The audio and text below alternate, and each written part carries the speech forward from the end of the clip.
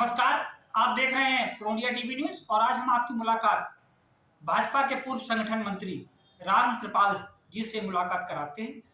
क्योंकि इस समय देश दो पर्व एक साथ मना रहा है।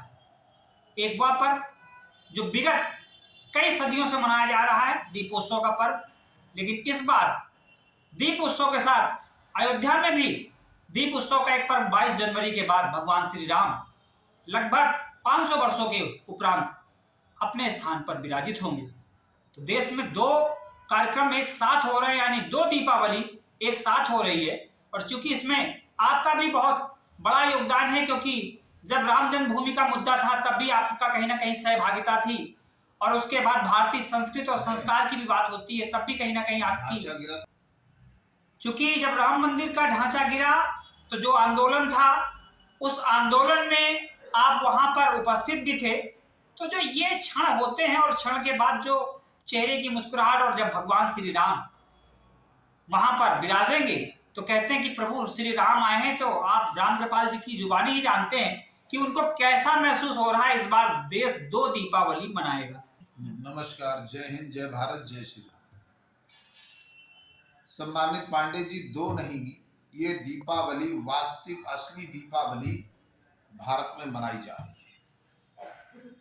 आदरणीय प्रधानमंत्री नरेंद्र मोदी और उत्तर प्रदेश के यशस्वी मुख्यमंत्री आदरणीय योगी आदित्यनाथ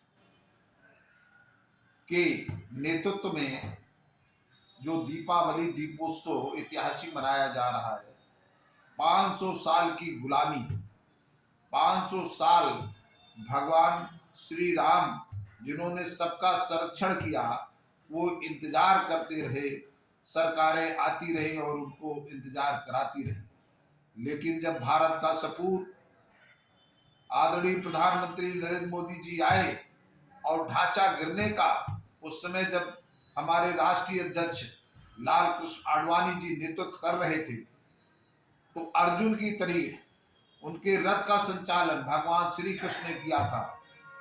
उस रथ की संचालन आदरणीय प्रधानमंत्री वर्तमान नरेंद्र भाई मोदी जी ने किया था। उस समय मैं विहार संगठन मंत्री अयोध्या में था। मेरे सामने ही जनसभा आयोजित हुई और मेरे सामने ही उस ढांचा का कल्याण हुआ।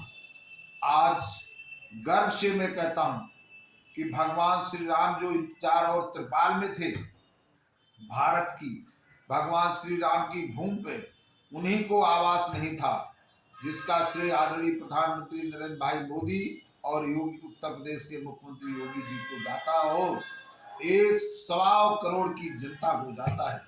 तमाम बलिदानों, इतिहास के पन्ने पलटे, संघर्षों का जुनून रहा, तब ये मंदिर में भव्यता और दिव्यता आई है। तमाम लोगों की माओ की गोद सुनी हुई, तमाम लोग शहीद हुए। वर्तमान सरकार ने गोलियां चलाई कि वहां पर कोई भी परिंदा पर नहीं मार सकता, लेकिन कार शिल्पों ने अपने साहस की गौरव गाथा को वहां पर दिखाया और गोलियों के शिकार हुए। मैं एक संदेश और प्रधानमंत्री जी से आह्वान चाहता हूं कि गोथरा कांड का जो राम सेवकों का, कार शिल्पों का जलाया गया था, उस ट्रेन के डिब्बों को भी वहां स्थापित होना चाहिए, और जिन कार शिल्पों को शहीद हुआ उन सबकी मूर्तियों का भी अनावर होना चाहिए। बहुत बहुत बधाई, बहुत बहुत शुभकामनाएं। भारत की धरा पर भारत की जनता को एक नए भारत, अब वास्तव में असली भारत का एहसास वर्तमान की सरकारों में हो रहा है।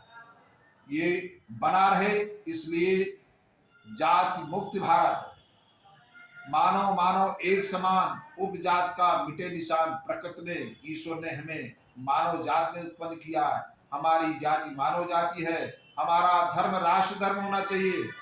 हम सब भारतीय, एक खून, एक भारत, श्रेष्ठ भारत, एक कानून, एक चुनाव, एक टैक्स, एक जात होनी चाहिए। जय हिंद, जय भारत, जय श्री राम। आपने संदेश दिया कि भारत में एकजुटता दिखनी चाहिए और एकजुटता के आधार पर ही भारत को विश्व गुरु बनाया जा सकता है। बने रहे प्रो इंडिया टीवी न्यूज के साथ। धन्यवाद।